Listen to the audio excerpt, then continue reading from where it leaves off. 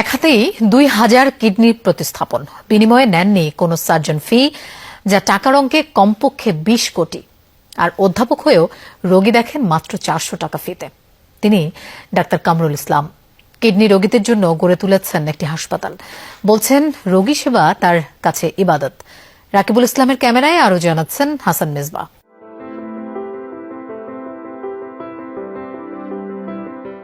জ্বলল ওটি লাইট, প্রস্তুত হচ্ছে অপারেশন থিয়েটার। ওটি ড্রেস পরে তৈরি হচ্ছেন অধ্যাপক ডাক্তার কামরুল ইসলাম। এই প্রস্তুতি ২০০০তম কিডনি প্রতিস্থাপনের। পাশাপাশি ২ অপারেশন থিয়েটারে চলে কিডনি দাতা ও গ্রহীতার অস্ত্রোপচার। ৫ থেকে ৭ ঘন্টা লাগায় দিনে একটির বেশি প্রতিস্থাপন সম্ভব হয় না। ১১ জন চিকিৎসক সহ এই টিমে আছেন ২১ সদস্য। ২০০৭ সাল থেকে মঙ্গলবার পর্যন্ত প্রতিস্থাপন হয়েছে ২,০০০ কিডনি। অস্ত্রোপচারের সফলতার হার ৯৬%। একটা মানুষ যখন ভালো হয়ে যায়, এই ভালো কাজ থেকে যে ভালো লাগা, এটা একটা বড় স্পৃহা আপনার নেক্সট কাজটা করার জন্য। সপ্তাহে ৬ দিনই ট্রান্সপ্লান্ট করতে হচ্ছে। তারপরেও রোগীর এত চাপ, দেখা যায় যে ১০০টা রোগী বসে আছে। মাসে আমরা এখন ২৫ থেকে ২৬টা ট্রান্সপ্লান্ট করতে পারি।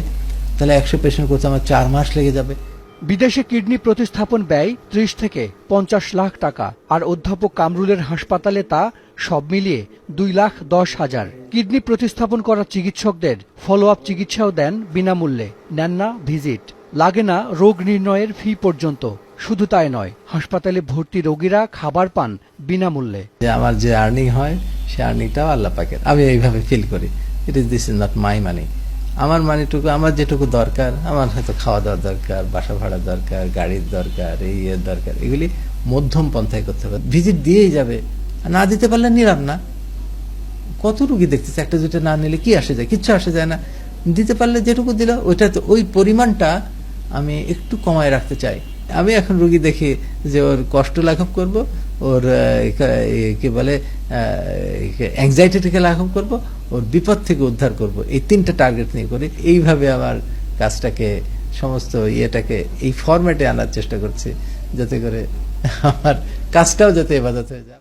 ২০১৪ সালে নিজের জমানো টাকা আর বন্ধুদের সহায়তায় রাজধানীর শ্যামলীতে গড়ে তোলেন সিকেডি হাসপাতাল। তখন থেকেই ৪০০ টাকা ফিতে রোগী দেখেন তিনি। এর মধ্যে একটা বড় অংশের কাছে আবার কোনো ভিজিটই রাখেন না। কামরুল স্যার যদি এখানে না আসতাম, তাহলে আমি ইন্ডিয়া চলে যেতাম। প্রসেসিং চলছিল আমাকে ইন্ডিয়া যাওয়ার জন্য, দিল্লিতে। কিডনি প্রতিস্থাপনের পর থেকে আমার মূলত যেই ভিজিটের টাকা ওটা লাগে না, আর যে টেস্টগুলো করানো হয় ওই টেস্টের টাকাও স্যার রাখে না, একদম ফ্রিতেই আমাদের দেখে দেয় follow. CMC hospital, Apollo hospital, Chennai global, আর অনেক জায়গাতে দেখিয়েছি, কলকাতাতেও দেখেছি কয়েক জায়গাতে। আমার কাছে মনে হয়েছে কামরুল স্যারের কাছে আস্থা পাওয়া যায়। আমি যে আস্থাটা পুরোপুরিভাবে ভারতেও পাচ্ছিলাম না। আমাদের এই হসপিটালে ৪৫০ জনের বেশি স্টাফ চাকরি করে। তো তার ভিতরে ২০০ জনের বেশি স্টাফ, তাদের থাকার যে আবাসিক ব্যবস্থাটা উনি এখানে করে দিচ্ছে, সাথে সকল স্টাফদের জন্য এবং ভর্তি সকল রোগীর জন্য ৩ বেলা খাওয়ার যে ফ্রি, এটা সম্পূর্ণ উনি ফ্রি করে দিচ্ছে। কামরুল ইসলামের দেশসেরা চিকিৎসক হওয়ার পেছনে তার মা অধ্যাপিকা রহিমা খাতুন। ৭১-এর মহান মুক্তিযুদ্ধে তিনি তার স্বামীকে হারান।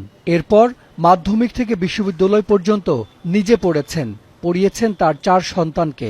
2টা কিডনি শুনে নষ্ট হয়ে গেছে, অসহায় গরিব, তারা শুধু মৃত্যু কামনা করছে যে এখন আমরা মারা যাব।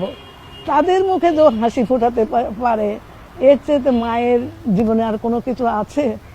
যে বাচ্চাকে আমি নিজের রক্ত বিক্রি করে মানুষ করেছি, তার জন্য কিন্তু আমার কোনো দুঃখ নাই যে আমি আমার স্বামীর মনোবাসনা পূরণ করতে পেরেছি। মায়ের দোয়া নিয়ে প্রতিদিন হাসপাতালে যান অধ্যাপক কামরুল। মানুষের জন্য সেবার এই শিক্ষা মায়ের কাছ থেকেই পাওয়া। শুধু সেবা করেই যেন ওর জীবনটা কাটায়, আমি এটাই চেয়েছি। এবং আল্লাহ রাব্বুল আলামিনের দরবারে শুধু বলতাম, আল্লাহ ওর আয়াতকে বৃদ্ধি কর, শুধু মানুষের উপকারের জন্য, আমাদের জন্য না। মানুষের উপকার করে মানুষ যদি বেঁচে যায়, তাহলে আমরাও বেঁচে থাকবো। একটি হাসপাতালের মালিক হলেও সাধারণ জীবনযাপনেই স্বাচ্ছন্দ্য বোধ করেন মানবতার এই ফেরিওয়ালা, আর নিজের আয়ের পুরোটাই ব্যয় করেন রোগীদের সেবায়। হাসান মিসবা, যমুনা নিউজ, ঢাকা।